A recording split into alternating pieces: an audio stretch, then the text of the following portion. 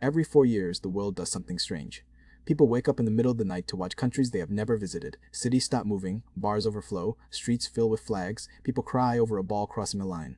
For 1 month, a football match becomes more than a football match. It becomes identity. It becomes history. It becomes one of the few things on earth that can make billions of people look in the same direction at the same time. The Super Bowl is huge. The Olympics are huge. The Champions League is huge. But the World Cup feels different. It does not belong to one league. It does not belong to one country. For 1 month, casual fans become experts. Strangers become enemies. Enemies become people crying in the same room. And somehow, this all started with a tournament so small that only 13 teams showed up. So how did that happen? How did a small football experiment in 1930 become the biggest sporting event on the planet? The easy answer is because football is popular. But that does not explain enough. Basketball is popular. Cricket is popular. Tennis is popular. Boxing is popular. None of them became the World Cup. So, the real question is, why did this tournament become the place where the whole world gathers? To understand that, you have to go back to the beginning. Before the World Cup, international football did not really have its own stage. Football existed at the Olympics, but Olympic football had a problem. The Olympics were built around amateur athletes. But football was becoming professional. Players were being paid, clubs were growing, crowds were getting bigger. The sport was becoming too large to be treated like a side event. FIFA wanted something separate. A tournament for the best football nations in the world. Not part of the Olympics, not a small exhibition. The main event. That idea became the World Cup. And in 1930, the first one was held in Uruguay. By today's standards, it barely looked like a World Cup. There were only 13 teams, no massive qualifying system, no billion-dollar TV deals, no instant highlights, no social media. Some European teams had to travel by ship just to get there. The journey took weeks. Many countries simply did not go. The travel was too difficult, the cost was too high, and Europe was dealing with the Great Depression. So the first World Cup was not guaranteed to become anything. It could have failed. It could have happened once and disappeared. But then something important happened. People cared. Uruguay won. Argentina reached the final. South America treated it seriously. And football suddenly had something powerful. A world champion. That phrase matters. World champion. Not club champion. Not regional champion. Not Olympic champion. World champion. Every country understands that. You do not need to know formations. You do not need to understand club transfers. You do not need to follow football every week. You just understand one question. Who is the best in the world? That is the first secret of the World Cup. It made football simple. One country against another. One shirt against another. One anthem against another. 1 month to decide everything. That is much easier to understand than a league table. It is easier than club politics. Easier than financial rules. Easier than tactics. The World Cup turns football into a national story. And national stories are powerful. When a club loses, fans are upset. When a country loses, it feels personal. Your flag lost, your language lost, your childhood lost, the place your parents came from lost. That is why people who never watch club football still watch the World Cup. They may not know every player, but they know the flag, they know the anthem. They know what it would feel like if their country won. That is the emotional engine of the tournament. But emotion alone was not enough. For the World Cup to become global, people had to see it. At first, they did not. The tournament spread through newspapers and radio. People heard about goals, they read about heroes, they imagined the crowd, but then television arrived. And once football entered the living room, the World Cup became something else. In 1954, the World Cup was televised. Suddenly, it was not just a score in a newspaper, it was moving images. Real players, real stadiums, real noise. Then came 1970, Mexico, color television, global broadcast, Pelé, Brazil, the yellow shirt, the green pitch. The black and white Telstar ball designed to stand out on TV. This was one of the moments when the World Cup became modern. Because 1970 did not just show people a tournament, it gave them images.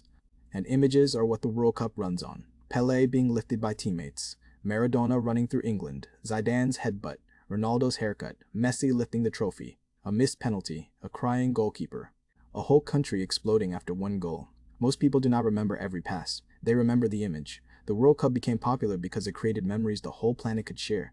And unlike club football, those memories are rare. That is another reason the tournament became so powerful. It only happens every 4 years. That sounds like a weakness. It is actually one of its greatest strengths. If the World Cup happened every year, it would feel smaller. People would get used to it. The pressure would drop. But 4 years makes everything feel heavier. A player may only get 3 real chances in his entire career. Some legends never win it. Some countries wait decades. Some countries have never even qualified. A player chasing another league trophy can say, "We'll try again next season." At the World Cup, you don't get that luxury. 4 years is a long time. 4 years can end a career. 4 years can change a generation. That is why every mistake feels bigger. Every goal feels heavier. Every tournament feels like a lifetime event. Then there's the format. The World Cup is built like a story. First, the group stage. Everyone still has hope. Giants arrive. Underdogs dream. Then the knockouts, one bad game and you are gone. No series, no second leg, no second chances, just survival. That format is brutal, and that is why people watch. Because anything can happen once. A smaller country can defend for 90 minutes. A favorite can miss a penalty. A goalkeeper can have the night of his life. One counterattack can destroy a team full of superstars. You see moments like this in other competitions too. The Champions League has its own drama, last-minute goals, unexpected results. But those moments are still tied to clubs, and clubs, no matter how big, do not carry the same weight as a country. For most of the year, football is about teams you choose. At the World Cup, it is about where you come from, or where your family comes from, or where your identity lives. That changes everything, because when a country plays, it is not just 11 players on a pitch. It is millions of people watching themselves in those shirts. It is history, culture, language, and pride all compressed into 90 minutes. That is why the stakes feel different. A goal is not just a goal. It is a moment a whole nation shares at the same time. A loss is not just a loss. It is silence across cities. It is people turning off TVs and sitting in it. That is why the World Cup feels bigger than logic. Because it is not just about who is better. It is about who you are. And for 90 minutes, that identity is on display for the entire world. But the World Cup did not become huge only because of romance. It also became huge because FIFA learned how to sell it. Television rights, sponsorships, official balls, official songs, mascots, global partners, broadcast packages. The World Cup became more than a tournament, it became a product. And as a product, it was almost perfect. It had national pride, massive audiences, emotional intensity, guaranteed global attention. And it only came around every 4 years. Companies were not just buying ads. They were buying a place inside a global ritual. That commercial machine made the tournament bigger, but it also made it more complicated. The World Cup became richer, more polished, more political, more expensive, more controversial. Governments wanted to host it. Brands wanted to sponsor it. Broadcasters wanted to package it. FIFA wanted to expand it. And fans kept watching anyway. Because underneath all the money and politics, the basic thing still works. A ball, 2 goals, 2 countries, 1 scoreboard. That simplicity is almost impossible to kill. That is why football was a perfect sport for a global tournament. You do not need expensive equipment. You do not need constant explanation. A child can understand the game in 5 seconds. Put the ball in that net. Stop them from putting it in yours. Football was already global. The World Cup just gave that global game a center. Then migration made it even bigger. People moved. Families spread across countries. Communities carried football with them. Someone can live in Canada and cheer for Korea, grow up in France and support Algeria, live in the United States and cry for Mexico.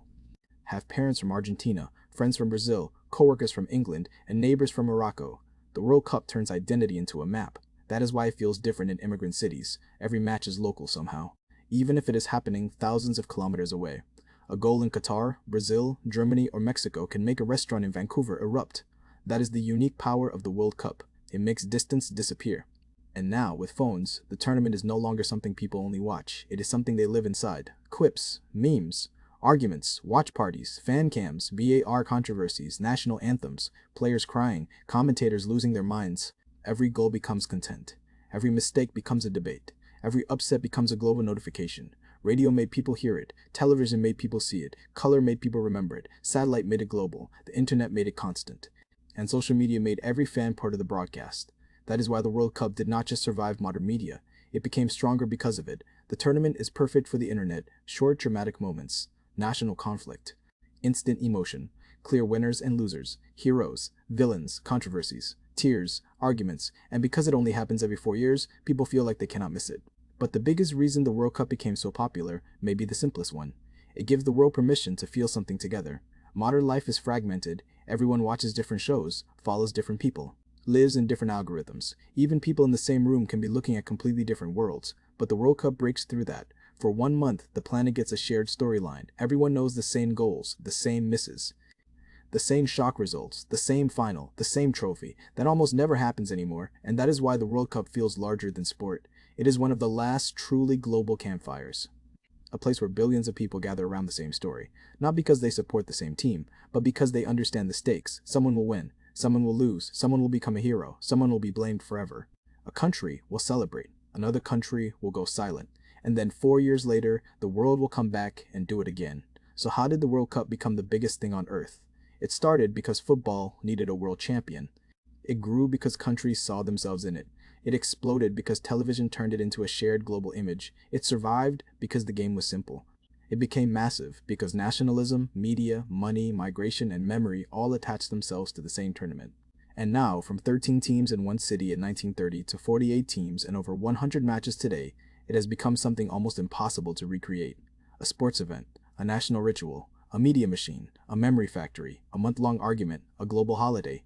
The World Cup became popular because it discovered the most powerful formula in sports: make the game simple, make the stakes national, make the event rare, make the whole world watch at the same time. And once that formula worked, nothing else came close.